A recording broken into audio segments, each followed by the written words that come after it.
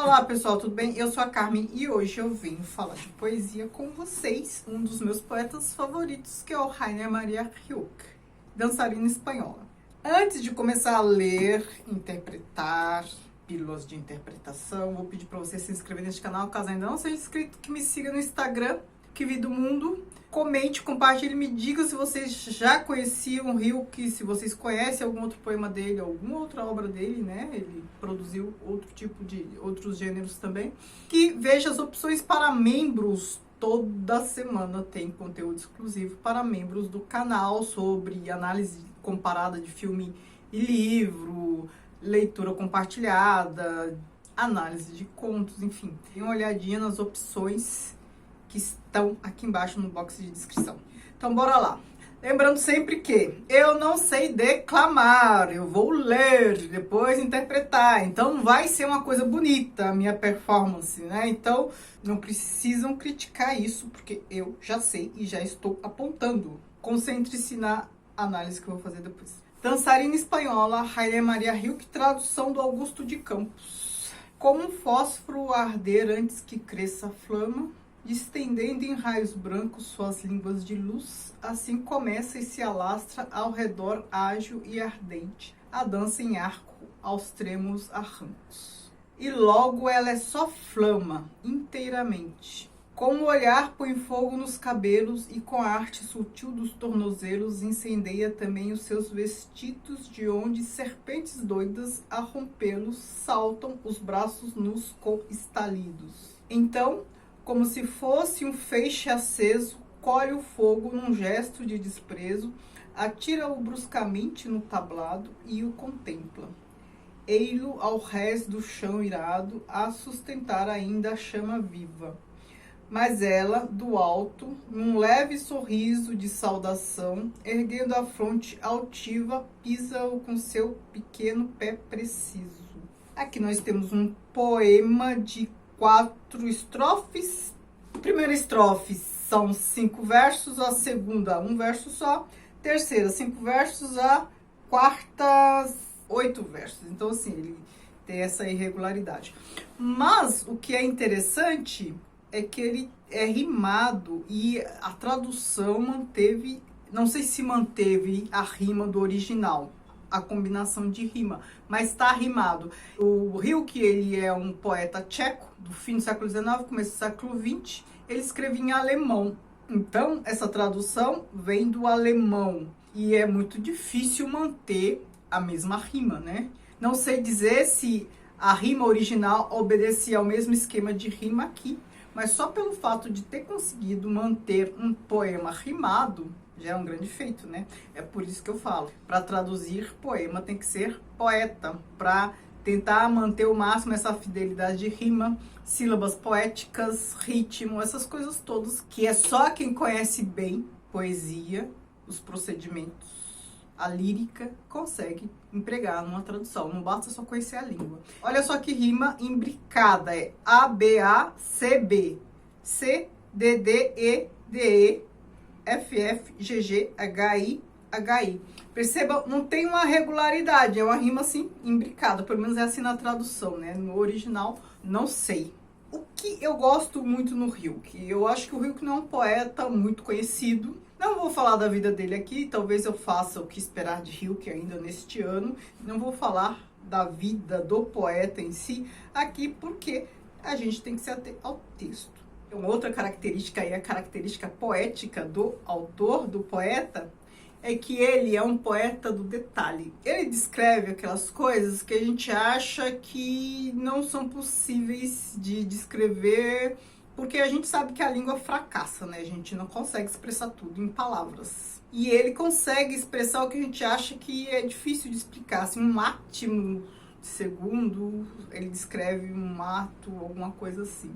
Quem é membro do canal, veja só a vantagem de ser membro. Quem é membro do canal sabe que eu fiz uma intertextualidade, um quadro que eu chamo Intertextualidades. É um quadro em que eu comparo a mesma obra ou as ressonâncias da mesma obra em diferentes meios, em diferentes linguagens artísticas. Então eu fiz um vídeo Intertextualidades analisando um outro poema do Hilke, que é A Pantera, e com o filme Tempo de Despertar. No poema Pantera, ele tá lá, tá descrevendo os movimentos da pantera, quase que fazendo uma análise emocional da pantera, porque pelo modo como ela mexe, né, a parte aqui da pata, os círculos concêntricos, a gente consegue até perceber o estado emocional dela. Então, o Hilke é esse tipo de poeta que descreve assim um detalhe algumas coisas, e esse detalhe forma uma imagem na nossa cabeça que nos possibilita visualizar a cena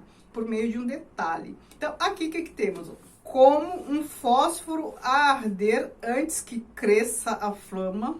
Pensem nessa descrição.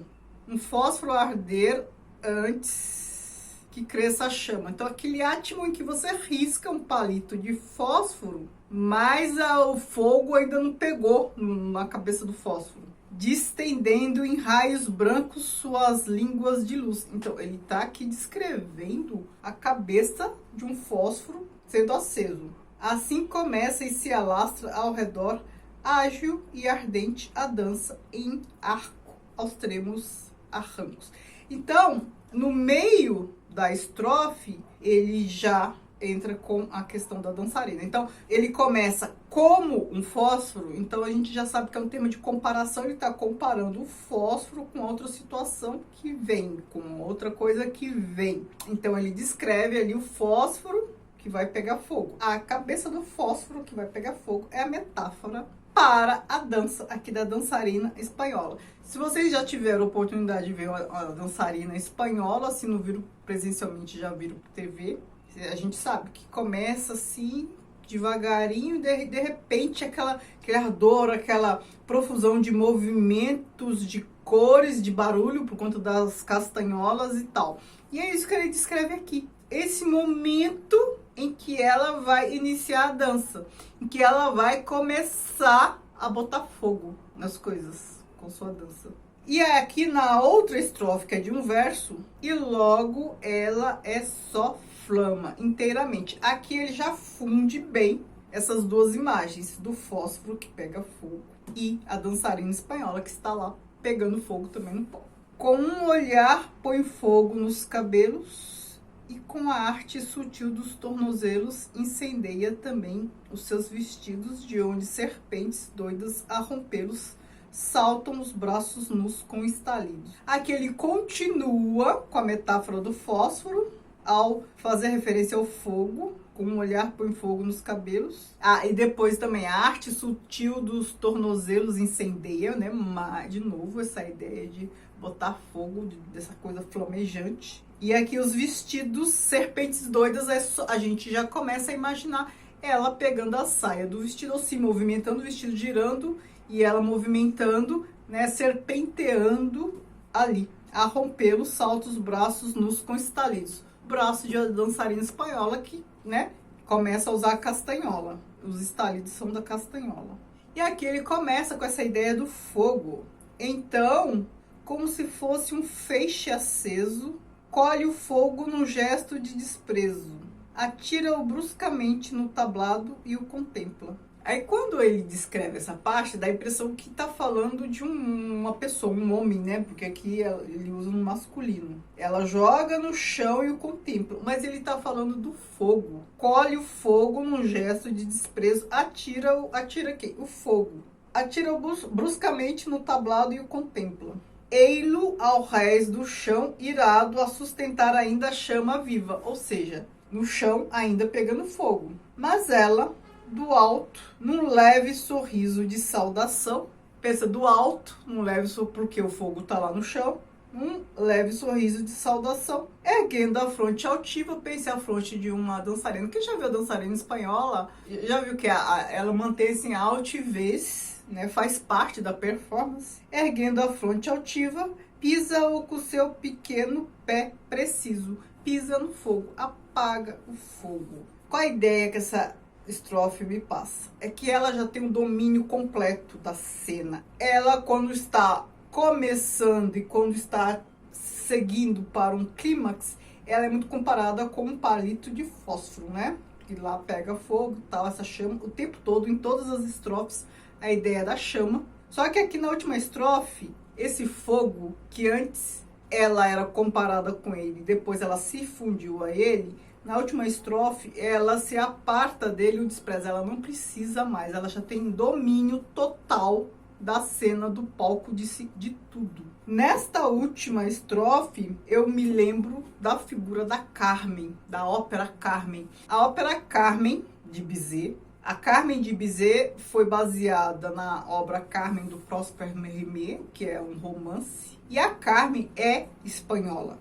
Nas duas obras, né? Já que uma foi baseada na outra. Só que é uma cigana espanhola. Ora, a dançarina espanhola, ela é ali, baseada numa cigana. Se a gente se lembrar da Esmeralda do Corcunda de Notre Dame, que é uma cigana que faz dança parecida, que é a imagem da mulher fatal, né? O que é a Carmen de Bizet? O que ela faz com um toureiro?